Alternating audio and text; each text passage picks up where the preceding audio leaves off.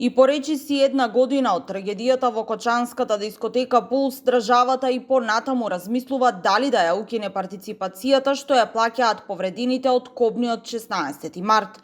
Министерот за здравство Азир Али увели дека Министерството се уште работи за повредените во Пулс да бидат ослободени од партиципација, а станува збор за околу 200 лица кои лани ноќта помеѓу 15 и 16 март беа повредени, од кои најголем дел се млади луѓе.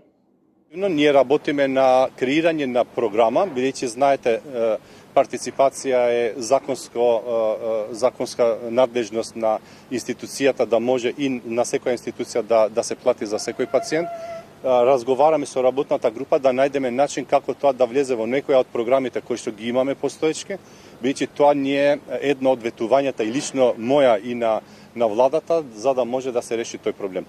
Во пресрет на одбележувањето на годишнината од трагедијата, Министерот за здравство денеска од Кочани најави уредување на просторот околу општата болница со проширена дејност и средување на асфалтните површини. Според Алиу, станува збор за активности кои треба да го подобрат пристапот до болницата и условите за пациентите и медицинскиот персонал. Пристапот и инфраструктурата во здравството не е само внатрешниот дел, туку е и надворешниот дел и пристапот за може нашите пациенти кои што за жал не доаѓаат во овие институции заради тоа што сакаат, туку заради тоа што можат.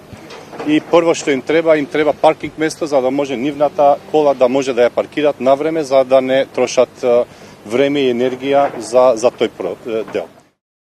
Министерот потсети дека денешната посета е продолжение на институционалната грижа за Кочани, откако кон крајот на ноември минатата година во регионот беше отворен регионален центар за ментално здравје и психосоцијална поддршка.